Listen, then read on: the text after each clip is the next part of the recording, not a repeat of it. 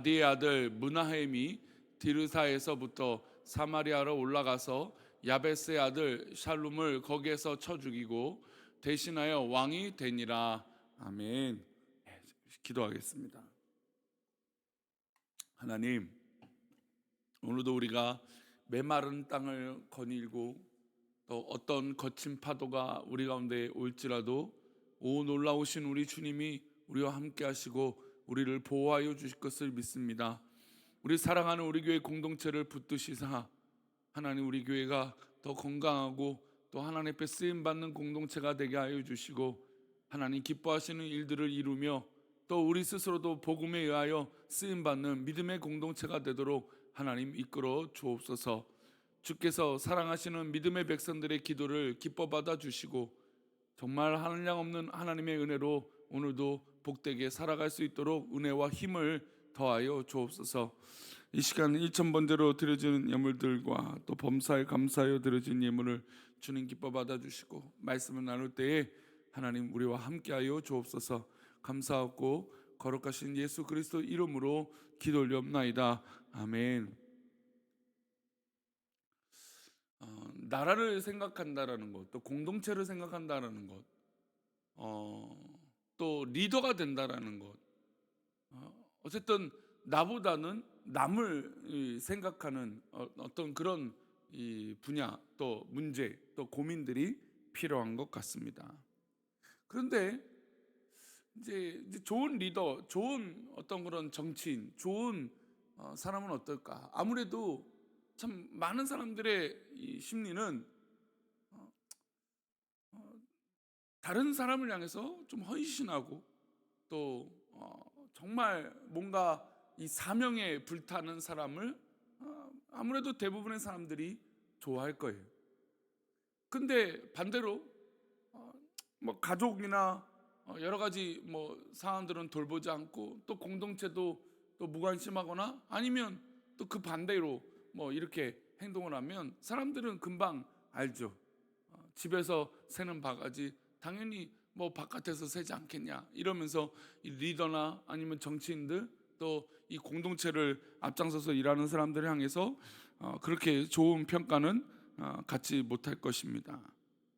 게다가 최악의 지도자는 자기의 영광과 자기의 영달과 자기의 어떤 그런 유익을 위해서 공동체의 사람들을 이용하는 사람들, 그리고 전혀 헌신하지 않는 사람들은 좋은 리더자라고 할 수 없습니다. 오늘 읽은 이 본문의 주인공인 이 므나헴이 어떻게 보면 좀 그런 좋지 못한 케이스의 왕이라고 할 수 있을 것입니다. 사실 이 므나헴이 왕이 될 때는 북이스라엘이 자고 나면 왕이 바뀌는 시대였어요. 그러니까 참 하나님 보실 때도 이 북이스라엘의 흐름이 좀 악한 흐름이 계속되어졌고 또 왕들도 리더자들도 정말 하나님 앞에 붙들림 받지 못한 그런 이 혼란이 계속되고 있었던 것이죠. 게다가 이 므나헴은 왕이 될 때 이게 왕으로서 그래 저 사람이 왕이 되어야 돼라고 하는 이 국민적 지지를 받지 못했던 사람입니다. 왜냐하면 그가 사륙을 일삼고 스스로 왕이 되었기 때문이죠. 태평한 시대의 어떤 그런 이 시간을 거치고 아버지의 뒤를 이어 왕이 된 것이 아니라 이 반역을 통해서 왕이 된 것입니다. 우리 14절 말씀인데요, 다시 보겠습니다. 가디의 아들 므나헴이 디르사에서부터 사마리아로 올라가서 야베스의 아들 샬룸을 거기에서 쳐 죽이고 대신하여 왕이 되니라. 그러니까 이 왕을 죽이고 자기가 왕이 되어버린 것이죠. 그러면 만약에 이렇게 왕이 됐다면 어떤 마음이 중요할까요? 민심이 중요하죠. 아무래도 이렇게 반역을 해서 뭐 물론 왕이니까 이 당시에 뭐 왕의 시대니까 반역과 또 다른 반역들이 계속되지 않았겠습니까? 이 권력을 쟁취하기 위해서 엄청난 이 싸움들이 있지 않았겠어요? 그러니까 성경에 보면 술 맡은 간원장, 떡 맡은 간원장이 왜 중요하냐면 암살이 너무나 많았기 때문이에요. 그러니까 이것들을 어떤 이런 것들을 보호하고 왕이 되어서 나서부터는 어느 사람들의 힘을 얻어야 되냐면 당연히 백성들의 마음을 얻어야 그가 왕이 이렇게 되었어도 어떻게 해야 될까요? 이 나라를 또 왕족을 또 왕국을 이끌어낼 수 있는 것이죠. 그런데 이 왕의 과정이 된 것도 좀 이렇게 이 반역으로 된 사람이 이 과정도 좋지 못한 그런 모습이 이 문하임 가운데 있었습니다. 왕이 되고 반역을 통해서 왕이 되고 나서 마음이 급했어요. 나를 왕으로 인정하지 않는 백성들을 용납할 수가 없다. 그러나 당시 이스라엘 백성들의 정서는 언제 다시 왕이 바뀔지도 모르는데, 그렇잖아요. 근데 수시로 왕이 계속 바뀌니까 이 북이스라엘 이 사람들의 입장에서는 이거 뭐 또 언제 왕이 바뀔지도 모르는데 뭐 그런 마음이 있었던 것이죠. 그래서 이 반역에 의해서 왕이 된 이 문하임을 백성들이 크게 그렇게 따르지 않았습니다. 문하임은 그 성의 사람들을 어떤 이 사람들을 기다려주지도 않고 또 전쟁을 막 일으키기 위해서 백성들을 압박합니다. 우리 16절인데요 보겠습니다. 그때 문하임이 드리사에서 와서 딥사와 그 가운데 있는 모든 사람과 그 사방을 쳤으니 이는 그들이 성문을 열지 아니하였음이라. 그러므로 그들이 그곳을 치고 그 가운데에 아이벤 부녀를 갈랐더라. 아주 끔찍하죠. 자기가 왕인데 문을 열지 않은 이성의 백성들을 가만두지 않은 것입니다. 그리고 선언하고 내가 너희들을 가만두지 않겠다라고 선언하고 쳐들어가서 성을 함락시키는 것이죠. 성 안에 있던 수많은 힘이 없는 부녀들을 이렇게 죽였습니다. 지금 이스라엘이 하마스를 공격하고 보복한다고 하는 입장에서 지금 어느 사람들이 죽는 게 가장 지금 이슈가 되고 있을까요? 네, 전쟁에 참여하지 않는 하마스가 아닌 일반 사람들이 죽고 있는 것 때문에 모든 국제사회가 제발 이스라엘 전쟁을 조금 더 냉정하게 할 필요가 있다 라는 것을 계속 이 성명을 발표하고 또 이야기들 하고 있는 것이죠. 그러니까 아무리 전쟁이 있어도 민간인을 해하게 만든다는 건 참으로 악한 것이에요. 뭐 이런 이 정서가 정립되지 않았을 때 사실 이 북한이 저질렀던 전쟁의 이 참상은 이 민간인이나 뭐와 상관없이 그냥 다 사람들을 참혹하게 죽였기 때문이죠. 공산당원이냐 이냐 아니냐 이런 이유로 교회를 다닌다 이유로 막 사람들을 죽이고 교회를 불사르고 이런 참혹한 일들이 이 과거의 전쟁 가운데 얼마나 많이 있었는지 몰라요.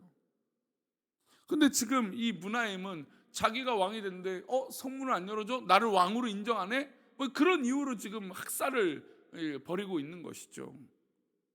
백성들에게 잔인하고 공풍 정치를 했지만 외부적으로는 힘이 없는 왕에 불과했던 것입니다. 그러니까 어떤 리더가 되었을 때 리더로서 본이 돼서 사람들이 따라오게끔 하는 것이 아니라 난 리더야, 나는 뭐 정치인이야, 나는 권력자야, 너 안 따라와? 가만두지 않을 거야. 이건 누구도 좋아할 리가 없는 것이죠.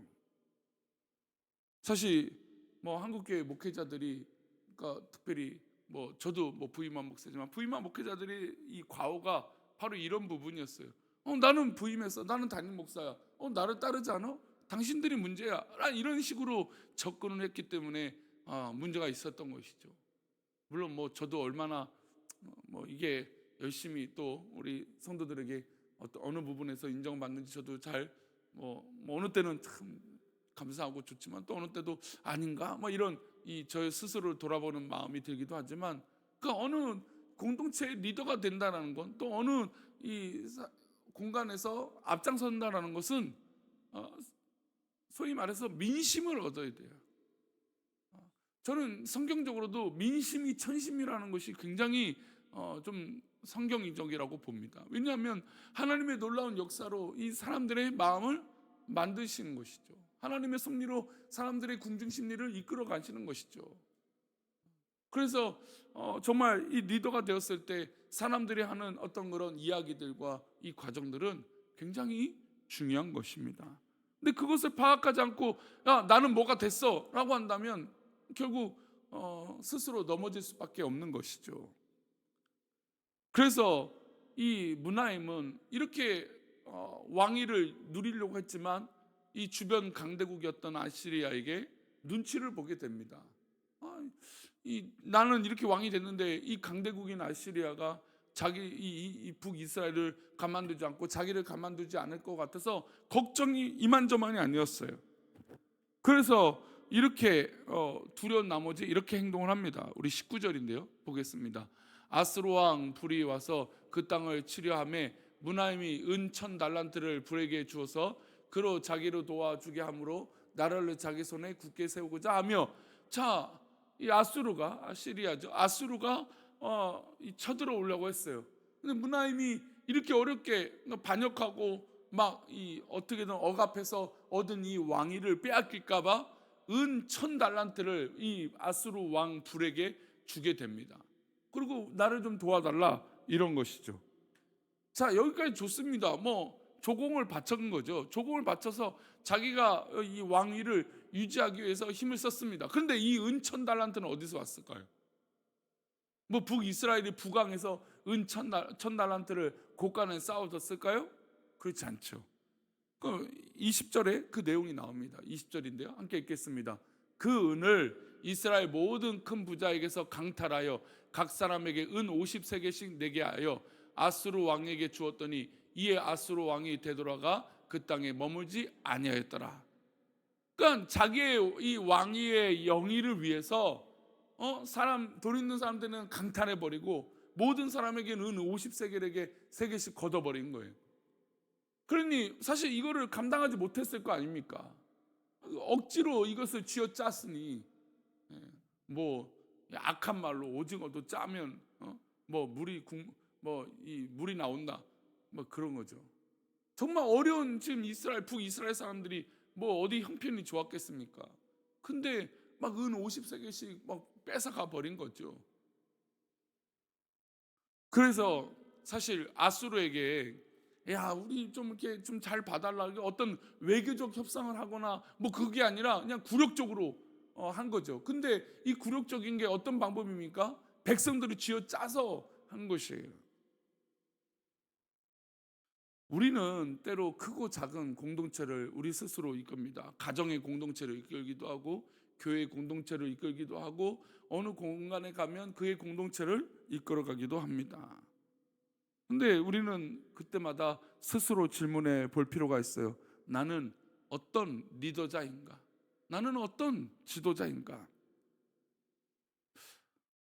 사실 이 나라 이민족을 생각할 때, 나라를 위한 기도를 할 때 참 안타까운 건 우리 정치인들이 말로는 내가 국민을 위해서 헌신 봉사하겠습니다, 사명에 살아가겠습니다 이렇게 하지만 결국 자기의 어떤 그런 이 권력의 유지를 위하여 수많은 이 안타까운 모습들이 비춰지고 있습니다. 그러니 우리 사람들이, 일반 백성들이, 국민들이 정치를 불신하는 건 이유 중에 하나가 바로 그런 이유죠.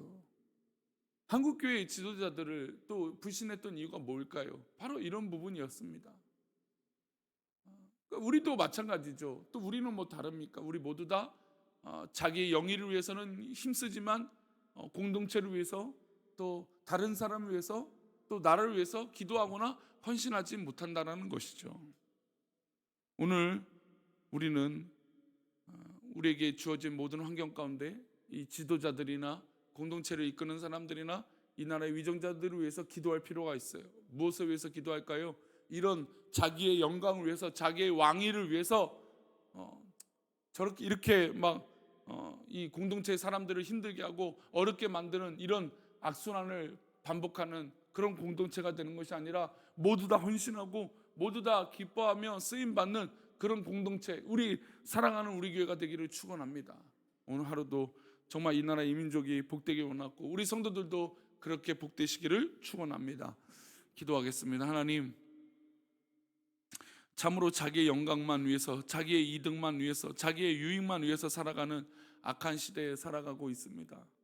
하나님, 이 악한 시대를 붙들어 주시고 하나님 거룩한 곳으로 인도하여 주셔서 하나님의 놀라운 은혜로 붙잡아 주시고 인도하여 주셔서 정말 우리 공동체가 건강해지게 하여 주시고 우리 사랑하는 우리 교회 공동체가 건강하게 해주시고 또 이끄는 모든 리더자들이나 지도자가 건강하게 하시고 이 나라 이민족이 그런 공동체가 되게 하여 주옵소서.